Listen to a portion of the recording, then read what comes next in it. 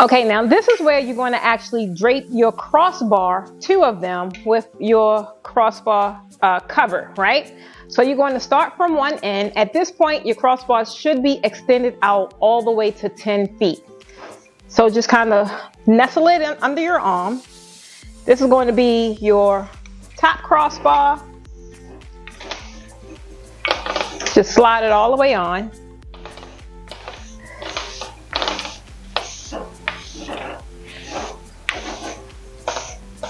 These are about 20 feet long. They're really long.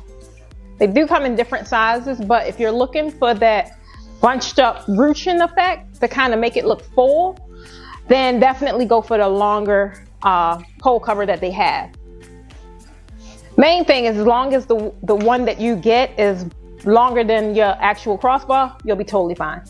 So once you have your crossbar draped with the crossbar cover, pole cover, you're going to take two panels. You're going to put one panel on the end here, then you're going to put another panel on the opposite end.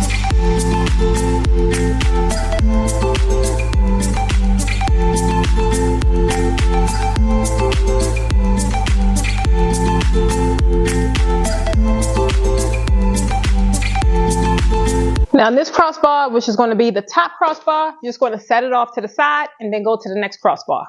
Now that you have your second crossbar, which is your bottom crossbar, this one is going to be set up a little differently.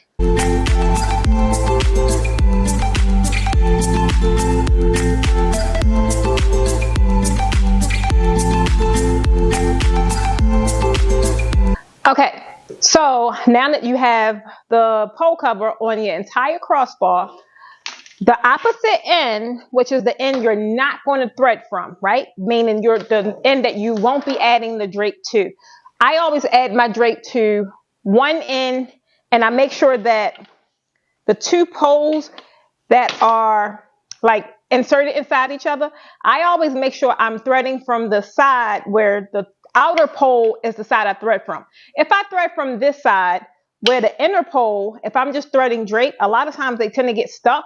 So to just avoid that, I always pay attention to where my outer pole is facing, and I always thread from that side of the that side of the pipe kit. So on this end, you're going to have to extend your crossbar pole cover all the way over, but then you're going to have to take one end, right? And this is just a temporary knot, so you don't want to put this in a really, really tight knot that you're not going to be able to get out of. So you want to make sure your crossbar is in the inside of the pole cover, and you're just going to take and put a little slip knot at the end. Again, you don't want to do this super tight. The only reason why you're doing this is because as you thread the drape on top of this, you need the pole cover to remain covering up the entire pole. If you don't put a knot, by the time you put your panel onto the crossbar, the pole cover is going to go down with the panel, and you're going to have to kind of go in and to eliminate all that, put a knot, right? Just tie a temporary knot for right now until you're done threading your drape. Okay, now you're going to thread the 6 panels on top of your lower crossbar. For temporary purposes, and because I don't know about you guys, but I have a bad back, so I really don't do a lot of bending over when it comes to draping. I try and find the most conducive ways for me to kind of remain standing upright so that I'm not putting a lot of pressure on my back. So even though that this is the crossbar that's going at the bottom, I temporarily put it into my upright so that I am able to thread properly while I'm keeping good posture. So for right now, you're going to take the remaining 6 panels of your drape and you're going to thread the bottom crossbar, but temporarily I'm holding it up tight up top just so I can thread the drape.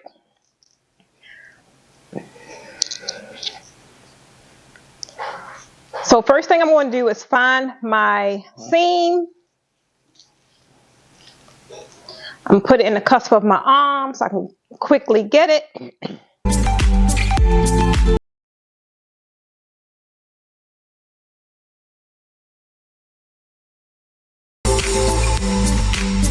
Okay, so now I'm going to pick up my crossbar. Now remember, the side that I'm going to be working from is the side that has the knot in the end. And right now, my goal is to just get the panels on the actual crossbar. It's not to space them out. It's not to get them on there perfectly. It's just to thread them on the crossbar. The only thing I'm looking for now is just to make sure, because these seams are going to show because it's in the front. I'm just looking to make sure that my seam is facing the back.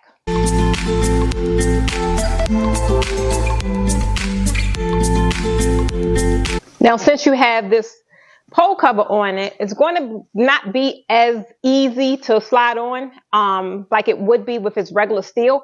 However, it's not that difficult. You just kind of get it on there, slide it on down. Then you go to your next piece. Now, this is a tricky part, guys. So I want you to kind of think about this in the beginning. When you're threading your bottom drape, if you're threading them from the top like I am doing right now, you should be able to see your seam. It should be facing the front. Reason being, when I drop this thread, when I drop this crossbar and I go and pick my panels up to drape them, now the seam is facing the back. So right now they should be facing the front simply because I'm threading the opposite way, meaning I'm standing up instead of threading from the bottom.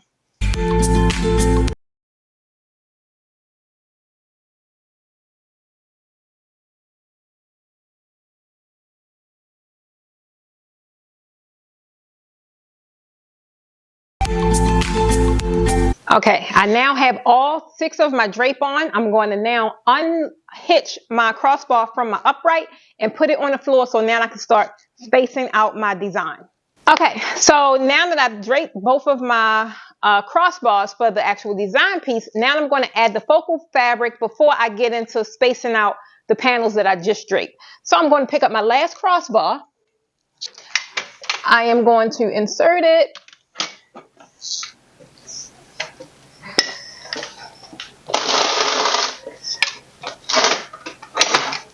And I'm going to hang up my focal fabric. Now, I'm using a piece of focal fabric. You don't have to. I just did it because I thought it would be a good contrast. I didn't want to have a bunch of panels in the back, like bunched up, you know, like just regular fabric. So I normally would use something that's kind of make the design stand out, which will be some kind of, like I said, textured fabric, some kind of printed fabric or something like that. Now, the one thing about these different kind of panels like this, brocade, if I said it right, is that it kind of gives you 2 different designs, which is the fun part, because on one side it's really like more of black accents, right? Like the fabric is actually gold with black floral print, whereas on the opposite side, on the other side is the opposite. It's like black fabric with gold print, gold floral print. So you pretty much just kind of decide, it's up to you which look that you're looking for. Since I know all of my panels are black, I am going to look for more gold to kind of shine through to the design. So I'm going to use the part that has the gold backdrop. I meant the gold fabric, and it looks like black paisleys. You can use the opposite side. It just has more gold shine coming through. I kind of want this to not be too avant-garde. So the black, I think, will kind of tone down a little more than the predominantly gold side. So just my personal preference, which means there is no right way or wrong way to do it. This is where you get creative and you do what you want to do. So I'm going to take my crossbar down and just thread my drape. Now, the beauty of this drape is that one panel is a double wide, which means one panel extends all the way across, right? So I'll have a nice, clean, polished look. It won't be any pleats or anything. It'll be just a flush, flat look. Just like that. This is like just at 10 feet wide. So this will be my focal fabric. Now, next thing I'm going to do is attach my bottom drape. No, I'm actually going to attach my top drape first. I'm going to attach my top drape. Then I'm going to attach my bottom drape. So now let's get the top drape that you put off to the side that you dressed earlier. Okay, so for your top drape, you're going to actually need the standard crossbar hangers. The 3-inch works perfectly fine. You're just going to insert them into your upright. One on each side.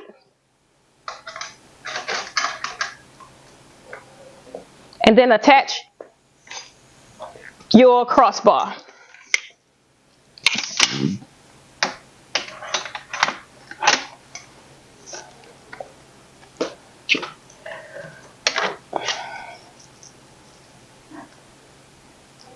Now on this part, the main thing you want to do, you don't have to make sure anything is polished or perfect right now. You just want to be mindful that the 2 panels you hung up has to be all the way at the far end.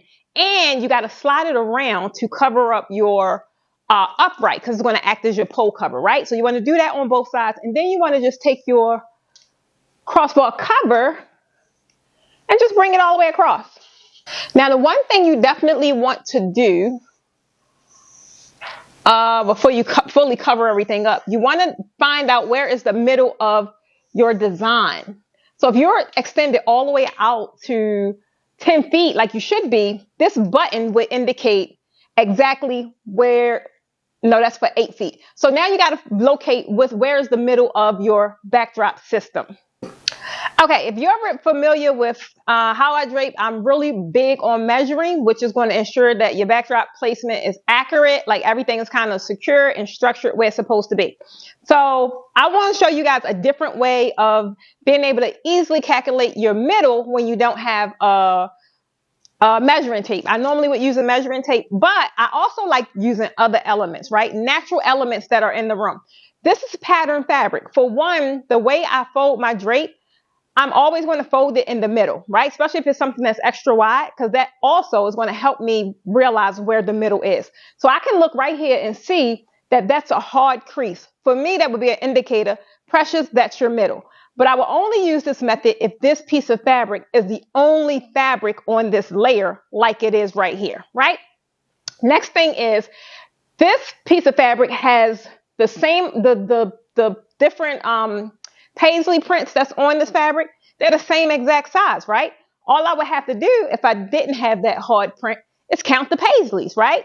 And this is just other techniques if you didn't have a measuring tape. Just to ensure that you're accurate, I could see that there are 1, 2, 3, 4, 5, 6, 7, 8, 9, 10, 11, 12, 13, 14, 15, 16. So if there's 16, then I would go right in between number 8 and number 9, which is exactly where I said that the hard print was from the fold, right? The hard fold. So now that I have my middle, I know exactly where my middle is. I can now extend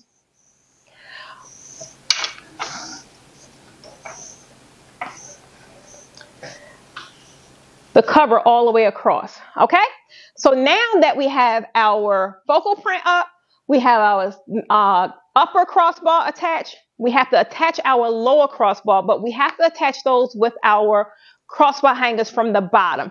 This is one of the main key elements to creating this kind of designs, where your poles are not exposed and you don't have to do that old technique that everybody is doing on the internet, where they're taking the fabric and they're rolling it around the entire bottom of the crossbar. I don't want to see you guys do that. It looks like it just makes the design look unpolished. I've seen some of the most beautiful designs do that same exact thing. And hey, I get it. But if you could just easily recreate what I'm about to show you here, you're one step. But hey, if you could just easily recreate what I'm about to show you here, guess what? You're one step closer to standing out from what everyone else is doing. That makes you unique. So let's move on. Okay, so now you want to take your clamp and you're going to tie it around your upright. You want to make sure the slots are facing down, because you're going to stick your crossbar and you're going to hook it, and you want the hook going up. That way it's kind of locked in. So you're just going to open your clamp up all the way. Want to make sure the front is facing the front. That's kind of do that. Okay, now I'm going to lift it some, because you want to be able to get the crossbar in there. So I'm not going to, when it's time to tie it, or twist your nut rather, I'm just going to tie it enough to where it stays and not to where it's tight. So that's good enough, because once you put the crossbar in, I want to tighten it all the way, but then I want to loosen it. Lower it some. So that's how you attach your crossbar hanger. So now you're just going to take your crossbar and you want to untie that knot that you had in there earlier. Now you want to expose your crossbar.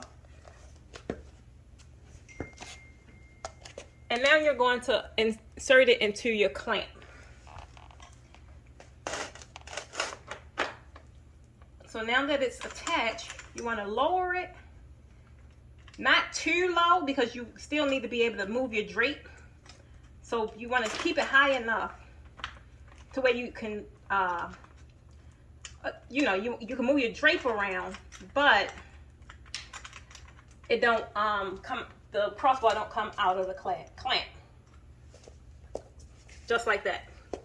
Now you want to go attach the clamp on the other side and make sure your crossbar is inserted in the same exact manner. Now you have to kind of position your drape, not perfectly where you want them, but kind of space them out. And you're going to do that by pulling the crossbar cover through the drape so that each section in between the drape has some of the ruffled, bunched up pieces. So the only thing you're going to do is take your drape, the one you want to slide it down, but then pull the cover through.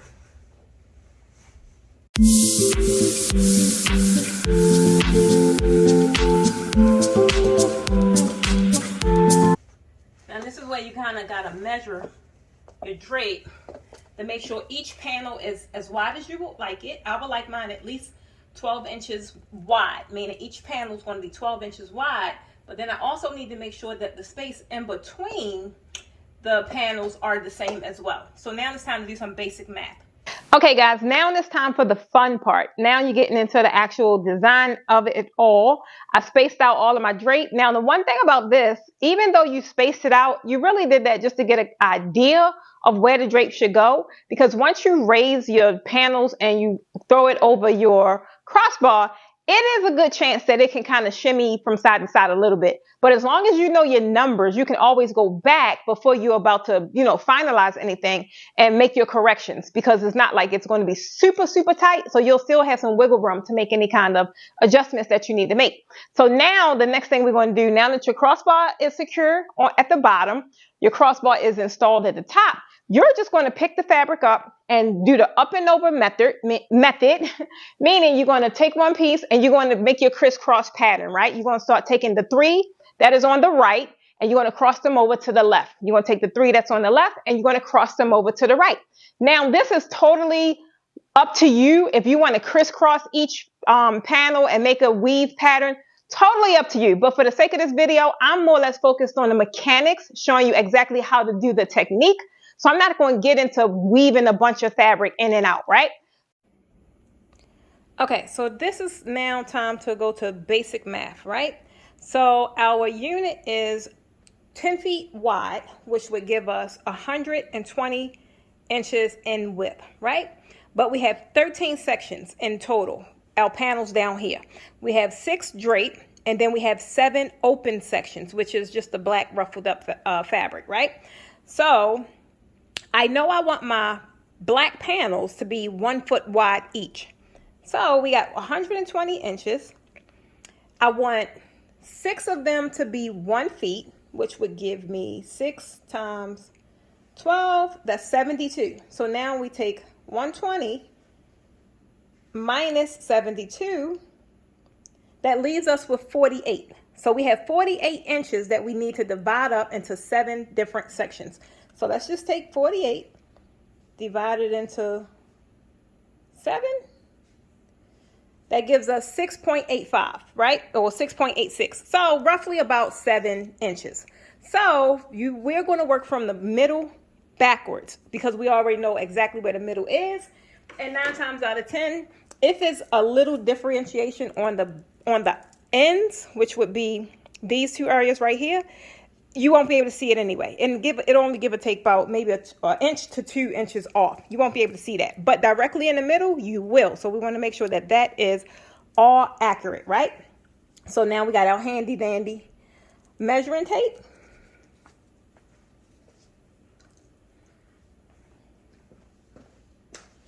going to spread out the fabric so I can follow my line, trace it down to the middle.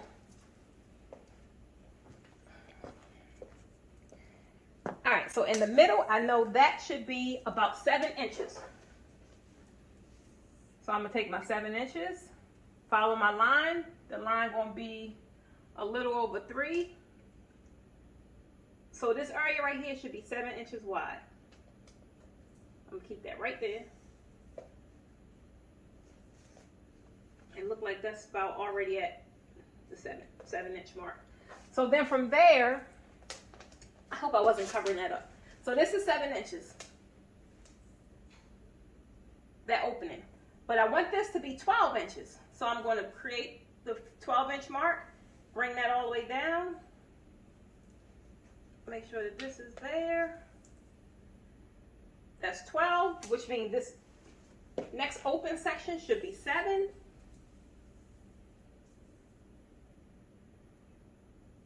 Which it actually was. Now we want in between your panels, you want the fabric to be bunched up. You don't want the fabric to be bunched up underneath the panels. You want it to be bunched up between the panels. So I'm going to mark another 7 inches. Make sure that this is 12. And it is. Go for another 7.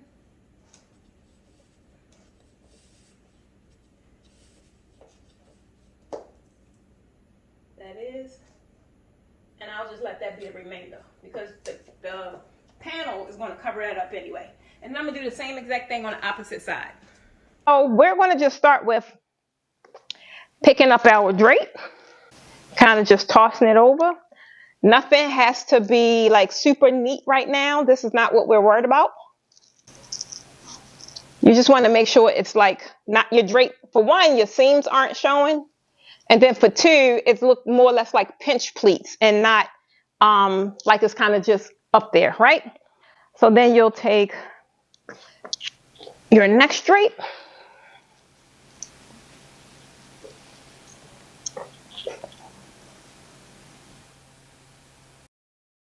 This way it gets tricky, guys, because this is where you actually will have to get a ladder because now we're about to raise our unit. And then when we raise the unit, we actually have to design from the very top. We're going to raise it all the way to the top. Now, for the sake of this video and for me to be able to stay in the pane, or in the frame rather, I am only going to as high as this ceiling is, right? Which is about 9 feet. It's about 9 feet tall. So I'm going to go to 9 feet tall and then I'm going to get the ladder so that I can start maneuvering my drape and make sure that everything is tight, nice and secure. Okay, so now everything is on. Everything is pretty much in a good idea of where you want it to be. You're going to make your last round of adjustments at the end, but now it's time to raise your uprights. And like I said, I'm going all the way up to the ceiling, which is about 9 feet. But this is where your drape will kind of move around a little bit because you are raising it.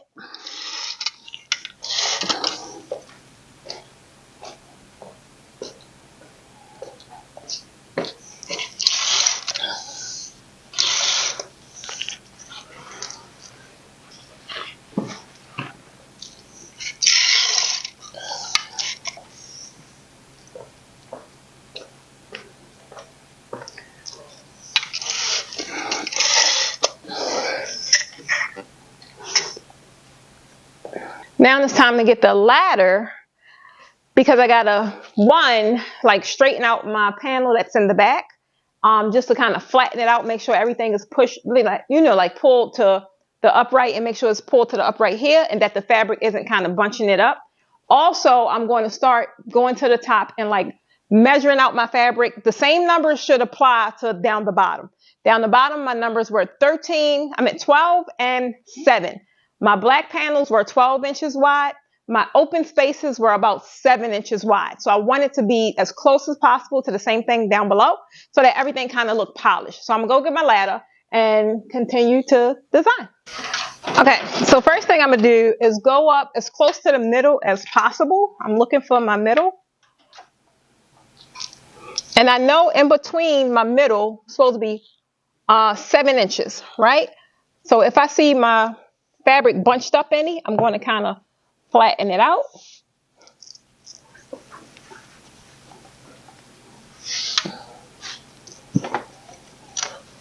Just like that. First, I'm going to look for, just make sure it's 7 inches wide. And it is about, yeah, about 7 inches wide.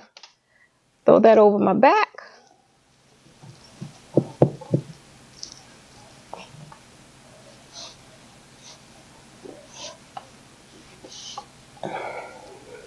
Now I'm looking to have as many pleats as possible.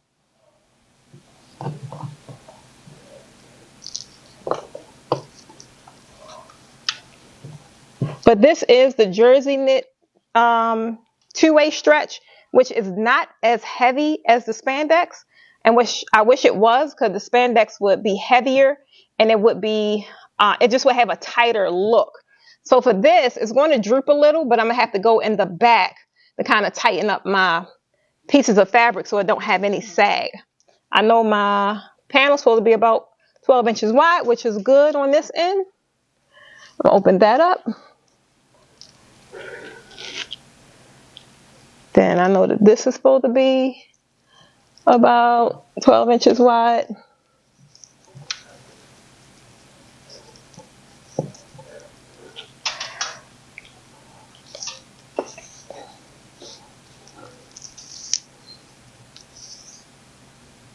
Okay, everything looks good there. This is supposed to be about 7 inches wide. Straighten out my fabric. Make sure everything's bunched up. I really can't go too much further without repositioning my ladder. So I'm just going to make sure I can get my 7 inches, as close to 7 inches as possible. Okay. Now move down some.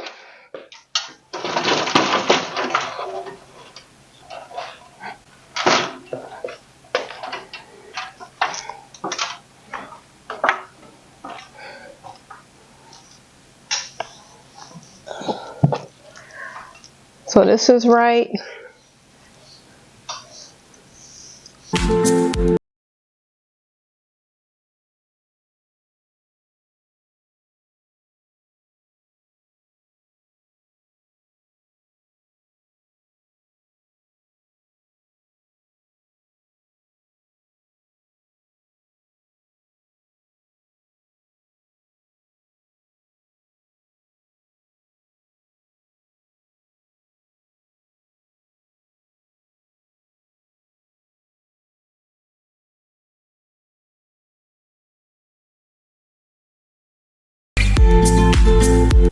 Alright guys, now what I'm doing right now is I'm working from the back and I am tightening my panels. If you can see how these panels that's going to the right are a lot tighter, and that these panels that is going, that's Grayson back there guys, these panels that's going to the left are a lot loose, is because some of the panels are longer than the others. The ones that were very long had enough fabric in the back for it to kind of hang and create some weight.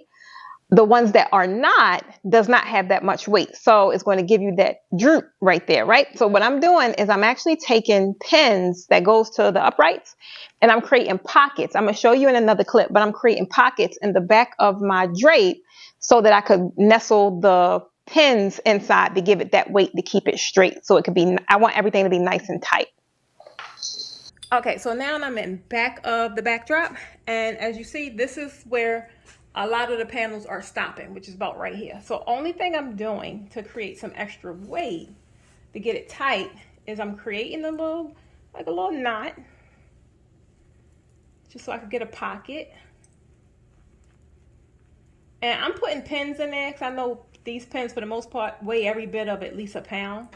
But you can put whatever you have in there. If you don't have extra pins, put anything in there. So I'm taking the, let me raise it up some. I put it in a knot, and I'm just taking the, hold on. I'm just taking the pen and just putting it in. That'll help weigh the fabric down. Just like that. You could put a sandbag in there. It doesn't matter what you put in there, but you just mainly want your fabric to be nice and tight. to prevent it from drooping in the front. Main thing I would say though, whatever you put in here, it could be a weight, just make sure it's secure. You would not want these things to be falling out or anything like that at someone's event. So that's the main thing. If you have like sandbags or anything like that, that'll work perfect. Just put one in each panel that you have that's not fully touching the floor. So if you have one that's fully touching the floor, then that is enough weight that will hold the fabric down. But if not, this is a good way to do it. All right, guys, we are just about done. I'm just going up now that I got everything secure in the back to make everything nice and tight. I'm just going up the top to adjust my panels. This is the polishing part, right? You just kind of got to polish everything up, make sure it's nice and neat. Even as possible. It's pretty much what you're looking for.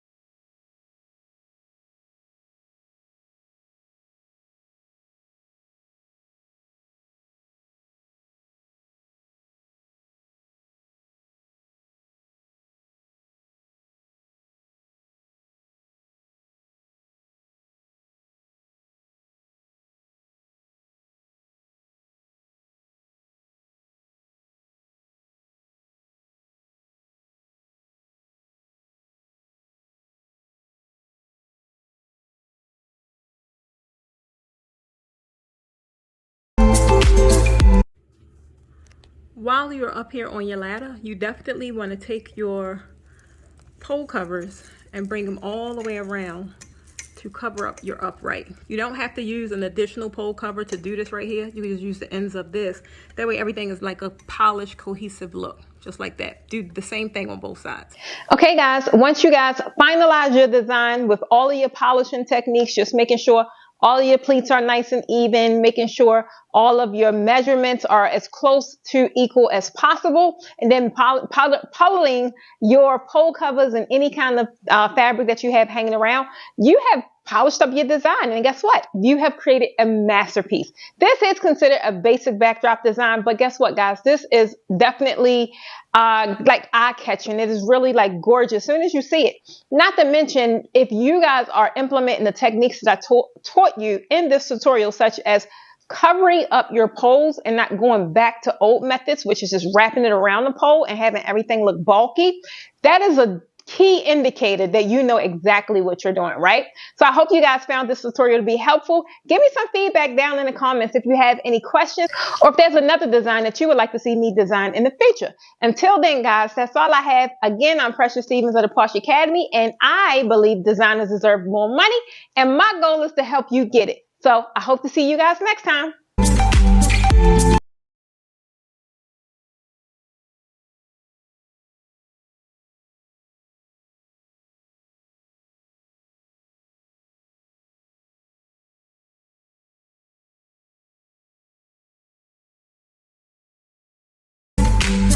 Hey guys, are you enjoying the tips that I'm sharing with you thus far?